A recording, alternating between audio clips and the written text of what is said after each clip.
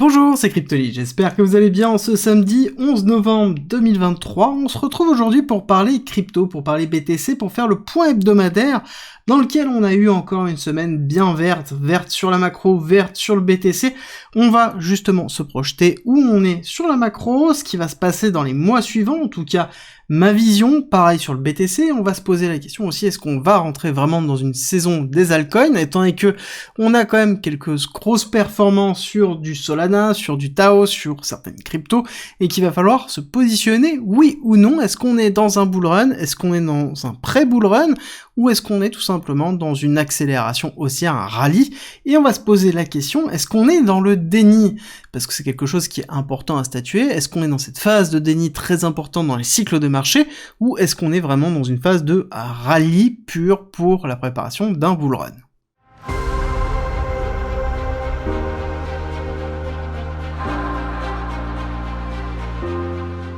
Pour rappel, vous avez toujours la possibilité d'avoir accès gratuitement au parcours pédagogique, qui est une formation de 60 heures d'une valeur de 400 € qui vous permet d'apprendre la blockchain, la crypto, l'investissement, l'analyse technique, le trading, tout pour devenir rentable, à travers 130 vidéos, 400 pages de guide, des quiz pour savoir où vous en êtes dans votre progression, et le tout gratuitement. Pour avoir accès à cette formation à vie, il suffit d'utiliser la plateforme d'un de nos partenaires. Tout est expliqué en commentaire et en description. On va entamer notre réflexion avec ce qui s'est passé sur le S&P 500, dans lequel on a eu encore une semaine qui a été plutôt positive, après cette grosse semaine d'accélération, cette énorme bougie qu'on avait eue sur fin octobre, début novembre. Là, on se retrouve encore sur une bougie assez forte, qui est quand même bien moindre. On est quasiment à un tiers de la bougie précédente, donc déjà qui nous montre un signe de faiblesse, mais on a clôturé avec un ravalement de bougie, ce qui est plutôt positif. Ça veut dire qu'on n'a pas laissé de mèche, donc déjà, techniquement, ça sous-entend qu'on a encore un petit peu de force dessus.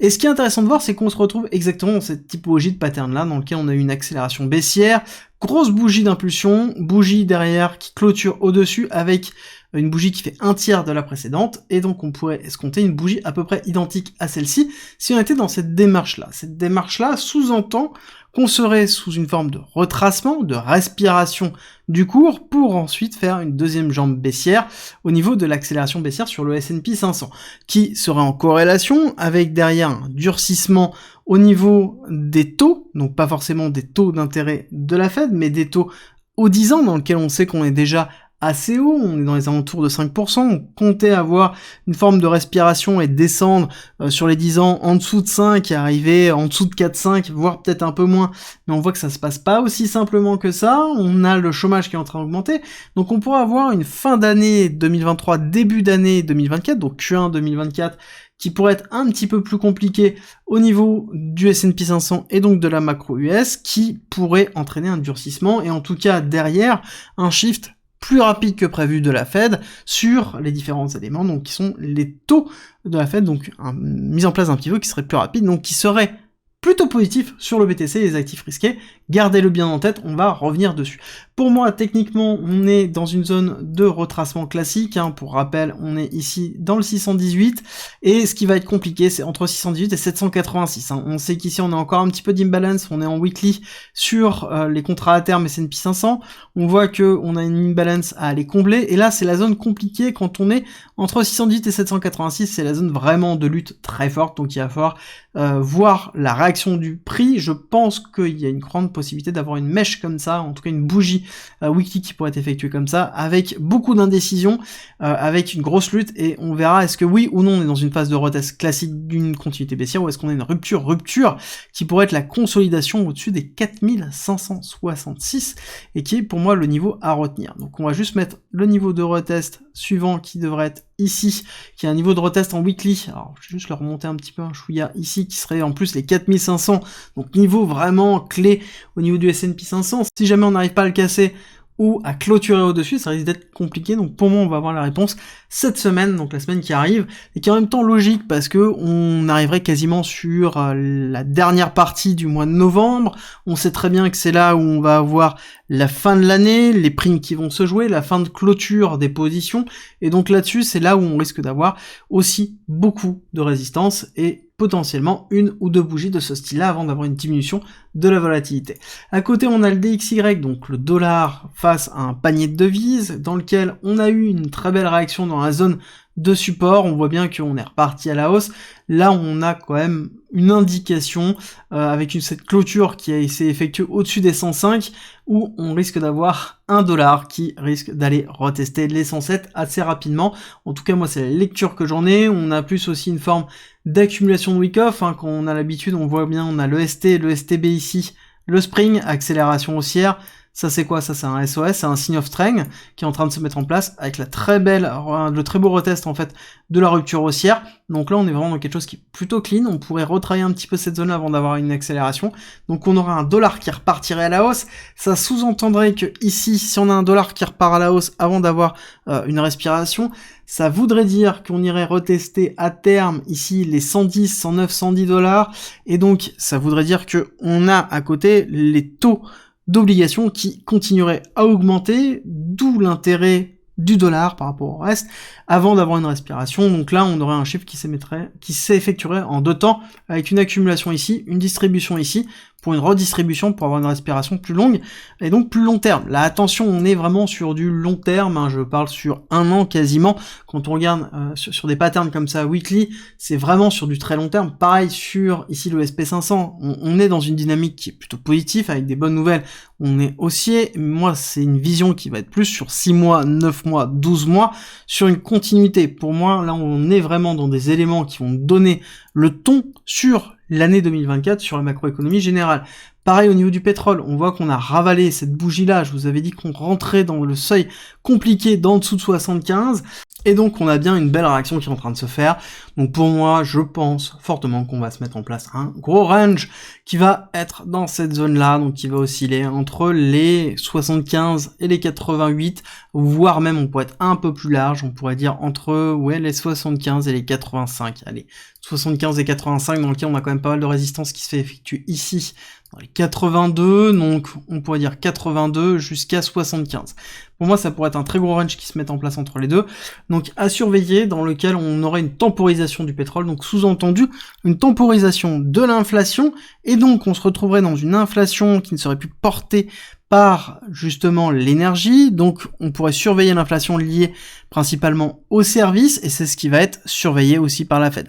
Si jamais on a une respiration au niveau de l'inflation, ça veut dire qu'on aurait beaucoup moins de problématiques à faire cette zone de pivot importante au niveau de la Fed plus rapidement que prévu. Si jamais en plus on a des problématiques au niveau de l'equity ou au niveau des tensions sur l'obligation, et donc ça voudrait dire qu'on aurait le champ libre pour avoir justement un retour d'action de la Fed beaucoup plus rapidement que prévu, parce qu'on aurait une inflation qui serait maintenue grâce à un taux au niveau du pétrole qui serait plutôt tenu, avec derrière des services qui tiendraient aussi. Dessus, c'est vraiment l'élément important qu'il y a à avoir, surveiller dans les semaines à venir, dans les mois à venir, voire même dans les trimestres à venir, c'est ce niveau à 10 ans des obligations américaines. Vraiment important, tant qu'on ne casse pas ici le niveau des 4,26, d'accord, ce niveau de résistance très fort, à ce moment-là, on n'aura pas une démarche baissière. Même si on a une divergence, cette divergence baissière peut rester très longtemps. Donc on peut osciller ici pendant 3 plombes, et là, tant qu'on reste là, on a une pression très forte sur l'économie américaine. On va avoir des tensions au niveau de l'économie américaine sur les budgets qui vont arriver dans les semaines qui arrivent, et ça va être vraiment le cœur de lutte du Q1 2024 pour moi et du Q2 2024, et c'est là où on aura un signe de décontraction. Si jamais on a ici une respiration qui s'effectue réellement, à ce moment-là on aura une anticipation du marché de la respiration et une equity, et à côté un retour de la liquidité sur tout ce qui est actif risqué. Concrètement, ça se caractérise comment au niveau du BTC? Déjà le BTC, on a eu encore une semaine qui est plutôt positive, encore avec des rumeurs et des nouvelles et des news autour des ETF, c'est toujours le narratif qui nous pousse très très fortement. Donc tant que ce narratif-là ne sera pas terminé, on aura toujours en fait la capacité de pouvoir pousser. Et comment ce narratif se termine? En fait, il y a deux possibilités. C'est globalement non plus des rumeurs, mais des nouvelles, des véritables nouvelles, soit d'acceptation, soit de refus de la SEC au niveau des ETF. Est-ce que je pense que ça va être refusé? Absolument pas. Est-ce que ça va être accepté tout de suite? Pas du tout. Là, on a cette semaine un genre de narratif qui s'est mis en place avec ça doit être validé entre le 7 et le 17 novembre, le 9 et le 17 novembre, pardon, excusez-moi, de façon à ce que les 12 ETF soient validés. Et à côté, on a des nouvelles de Bloomberg, deux analyses de Bloomberg qui nous disent que il y a 90% de chances que ce soit validé avant le 10 janvier 2024. Donc forcément, on a une accélération haussière qui est portée aussi par ETH, dans lequel on a une nouvelle de BlackRock sur le dépôt de leur ETF spot. Donc on a vraiment tout ça qui est en train de se mettre en place et qui pousse le cours à la hausse. Et ça, il n'y a pas à dénigrer. On est dans une accélération haussière, on est dans un flux haussier. Un point, c'est tout. Il faut profiter de ce flux, c'est excessivement important. On a un très beau flux, on l'accepte. Est-ce que c'est le début du bull run? Ça, c'est encore une autre question. Est-ce qu'on peut considérer que une accélération haussière portée par un ensemble de rumeurs dans lequel on attend la validation et les nouvelles est le début d'un bull run? Dans lequel on a une macro US qui est encore dans une forme d'instabilité, on a une complexité au niveau de la réglementation sur l'ensemble des cryptos. Est-ce que dans cet écosystème-là, on peut considérer qu'on est dans un bull run total, à savoir qu'on n'a pas encore passé le halving en termes de cycle pur. J'ai tendance à vous dire qu'on a pour moi une phase de pré-bull run et de pré-halving qui est plutôt classique par rapport à ce que l'on a pu connaître historiquement. Alors je vais retrouver, normalement j'ai prévu un petit graphique, voilà, dans lequel on voit bien dans du monthly, alors on n'a pas forcément beaucoup de retours par rapport à ça, mais on a toujours des phases en fait d'accélération haussière. Alors là, bon, c'est le Covid malheureusement, mais je pense que si on n'avait pas eu le Covid, on aurait eu quelque chose qui aurait été beaucoup plus en accélération et en temporisation avant justement le halving et ensuite une respiration au niveau du halving. Exactement ce qui s'est passé aussi historiquement en 2016, donc on serait un peu dans cet état-là, où on a une forme d'effervescence en amont, une forme de respiration après, et ensuite d'accélération haussière, une fois que le halving est effectué, et donc la mise en place du bull run. Donc pour moi, je vous rappelle, pour moi le début du bull run serait Q3, Q4 2024, donc on a encore un petit peu le temps, ça reste toujours mon optique, tant que on n'a pas fait des mouvements effectif. Et qu'est-ce qui me permettrait de sortir de cette idée-là? Donc je ne suis pas bear au bull, c'est tout simplement la vision que j'ai de l'économie générale, macro, plus du BTC et l'expérience que j'ai d'avoir vécu différents cycles, dans lequel, pour moi, on est vraiment classiquement dans un buy the rumor, sell the news. Ça ne veut pas dire qu'il faut shorter, certainement pas. Ça veut dire que là, on profite de l'accélération haussière, tout en prenant en considération que lorsqu'on aura les nouvelles qui vont arriver, on risque d'avoir un retracement. Alors, est-ce que, du coup, les zones que j'ai données ici tiennent toujours, notamment les reload zones, les reload zones 2, est-ce que je les compte toujours? J'ai envie de vous dire, vu l'accélération haussière qu'on a là, les nouvelles zones vraiment à tenir, je pense qu'on aura un retest des 31-32 000. Pour moi, c'est une forme plutôt classique, même si on va continuer à chercher les 41-42, on aura un retest effectif. Je pense pas que les 35 000 tiennent. Pour moi, j'ai du mal à penser que les 35 000 tiennent. À voir si on a une forme de consolidation avant. Si on a quelque chose qui s'effectue comme ça, on a un travail au niveau des 35 000 avant d'avoir la deuxième accélération haussière, je reverrai cette zone-là comme étant un support potentiel. Pour moi, à l'heure actuelle, il n'y a pas assez de volume. Là, c'est pas suffisant, donc ça percera en fait les 35 000 et ça ira certainement chercher les 32 000. Est-ce qu'on peut aller chercher les 24-25 000? Oui. Clairement, ça reste encore pour moi une zone de retest qui pourrait être tout à fait classique, parce qu'on a beaucoup de liquidités qui sont dans cette zone ici, dans lequel on pourrait avoir une mèche pour aller chercher cette zone-là, avant de pouvoir structurer à la hausse et repartir sur une accélération. Pour moi, je vais garder encore les reload zones et les reload zone 2, parce que je les garde ces niveaux qui sont très importants. Pour moi, la probabilité est très faible, mais je les garde quand même, parce que j'aime être préparé. Si jamais il se passe quoi que ce soit, j'ai dans tous les cas ces zones qui sont prêtes dans ma tête. Pour moi, c'est un peu l'idée. Après, encore une fois, il ne faut pas être pressé. Je ne dis pas que ça va arriver demain. Je garde pour moi mon optique d'un an encore un peu compliqué au niveau des cryptos, dans lequel on va avoir des phases de réglementation qui risquent de revenir. Je vous rappelle que on a encore une phase de législation qui est en train d'arriver au niveau des USA. On va avoir à côté toute la partie présidentielle aussi qui va arriver au niveau des USA, qui risque de jouer énormément, qui pourrait être pour moi l'élément déclencheur réellement du bull run. Donc on a en fait ces parties-là où je me dis que j'ai encore 12 mois dans lequel, dans ces 12 mois, on peut faire beaucoup de choses. C'est-à-dire qu'on peut avoir une accélération haussière très forte, on peut avoir une temporisation, on peut avoir une latéralisation, on peut avoir un retracement sur les 35 000, sur les 32 000, sur pourquoi pas les 25 000, Et à côté, l'idée n'est pas d'essayer de deviner ce qui va se passer, c'est plutôt d'être préparé à ce qui peut se passer, et personnellement je profite de cette accélération, c'est des choses dans lesquelles on a énormément de grid bots qui ont été donnés, dans lesquels là c'est excessivement profitable, dans lequel on a des positions qui sont vraiment profitables, dans lequel on remonte systématiquement les stop-loss dans les différentes zones, donc là on a vraiment quelque chose dans lequel on profite. On a fait une grosse phase d'accumulation dans la partie spot, on a préparé la partie future, donc on est plutôt bien. La seule chose c'est que on se prépare aussi au cas tout simplement de buy the rumor, sell the news. Qu'est-ce qui se passera si jamais c'est validé? À ce moment-là, moi, la période d'invalidation des retests effectives serait vraiment d'avoir la nouvelle qui arrive et d'avoir des fusées qui partent. Si jamais on n'a pas un retracement au moment de la validation, donc la semaine après la validation, donc il est possible qu'on ait une forme de FOMO très fort qui arrive au moment de la validation, avec une bougie qui éclate et qui est ravalée entièrement la semaine d'après, si on n'a pas ça, en l'occurrence, en effet, on sera dans un début de bull run, et donc là, par contre, c'est-à-dire qu'on sera parti totalement. De toute façon, dans tous les cas, si on est parti totalement, c'est pas gênant, parce qu'on est déjà prêt. Si vous êtes là sur la chaîne et que vous avez vécu toute cette partie-là avec moi, je pense que vous êtes tous déjà prêts, et que vous êtes tous déjà pleins, et que, dans tous les cas, émotionnellement, vous êtes prêts. Par contre, ceux qui ne sont pas prêts, c'est ceux qui sont en train de FOMO ici.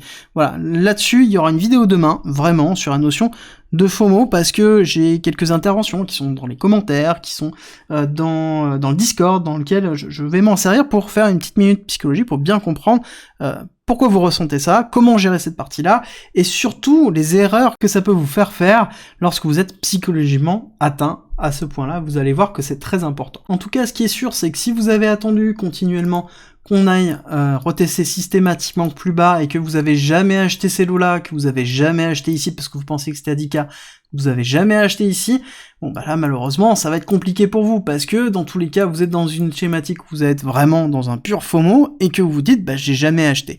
Bah la problématique c'est qu'il faut gérer son exposition et toujours accepter le fait que potentiellement le marché fait ce qu'il veut et s'il a envie de partir, il est parti et il faut toujours être dans le train.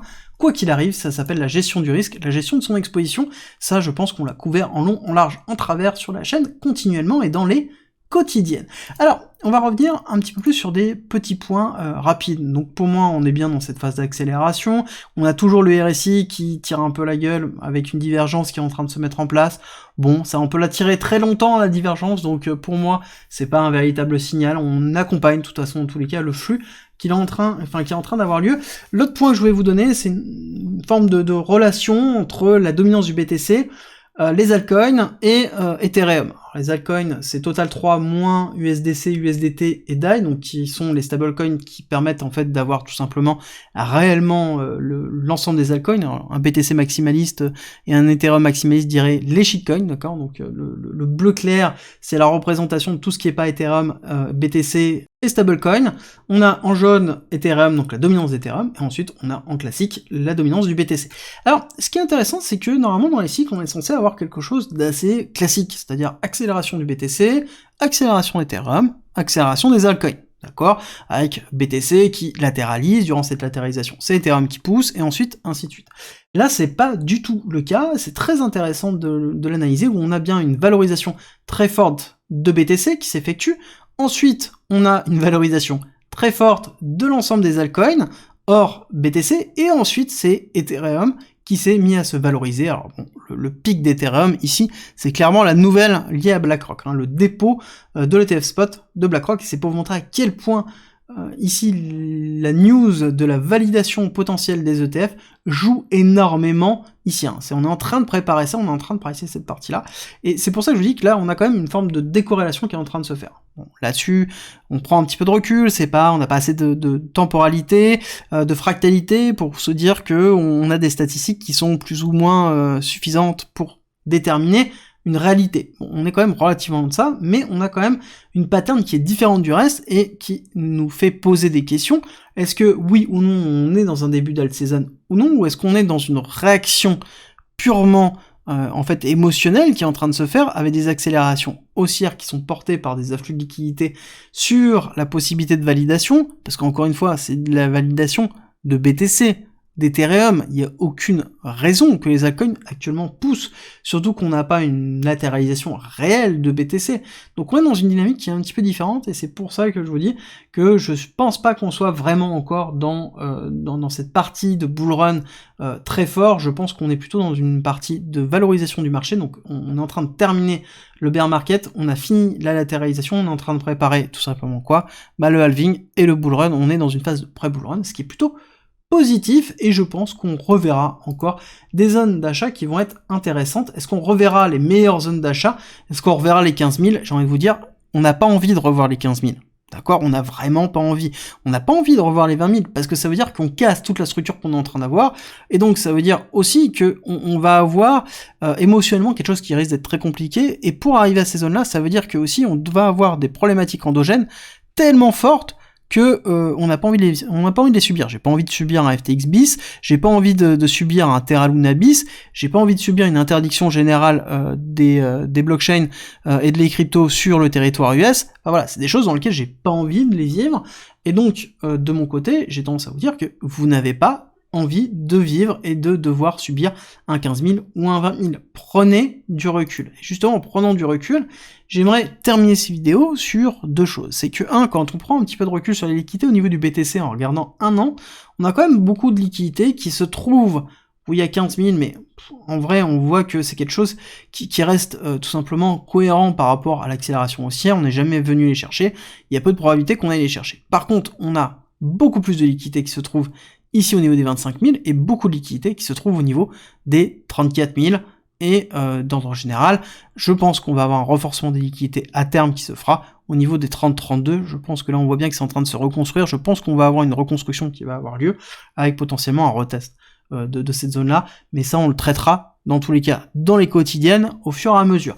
On prend du recul, pourquoi? Parce que quand on regarde Ethereum, on voit que c'est quand même beaucoup plus sexy en termes de liquidité. On a Ethereum qui est en train de nous dire que potentiellement le bouchon de champagne peut éclater si on fait une rupture réelle de ce high-là, dans lequel on pourrait avoir une accélération haussière, parce qu'on a assez peu de liquidité à aller chercher en bas. D'accord, on a quelque chose où on est allé chercher les liquidités short très fortes qu'il y avait sur ce retest. Pour le moment, on est plutôt pas mal, on risque d'avoir une respiration, mais donc à ce moment, on pourra avoir un transfert de liquidité qui pourra avoir lieu sur Ethereum plutôt que sur BTC.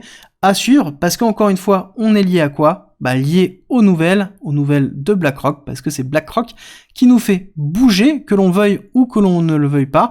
Malheureusement, on est contrôlé actuellement par le géant de BlackRock. Je vous invite vraiment à noter demain 8h30, je vous fais une vidéo vraiment particulière sur la partie psychologie, dans laquelle on va revenir sur la notion de FOMO et comment gérer justement ces accélérations-là, gérer un potentiel retracement, parce que ça va être très compliqué, parce qu'on est en train d'acheter, et est-ce que vous êtes suffisamment exposé ou pas assez? On va revenir sur toute cette partie-là, et comment gérer ce qui risque de se passer par la suite. Vous allez voir que c'est très important, et ça impacte énormément, que vous le pensiez ou non. Dans tous les cas, c'est quelque chose qui se voit énormément aussi moi de mon côté, parce que à travers le Discord ou à travers les commentaires, je vois bien la typologie de personnes qui est en train de changer, les types de réactions, qu'on nous dise que dans tous les cas on ne reverrait pas un token un BTC à 35 000, qu'on ne reverrait pas un BTC à 30 000, et c'est en fait des formes de certitude dans lesquelles on essaie de s'auto-rassurer, et dans lesquelles on essaie aussi de manipuler un petit peu les autres pour créer justement ce sentiment de FOMO, et il faut impérativement se protéger pour vous, pour votre capital et pour la suite. Et en attendant, si vous avez aimé cette vidéo, n'oubliez pas de me laisser un like et un commentaire, ça me fait toujours très plaisir, et on se retrouve demain.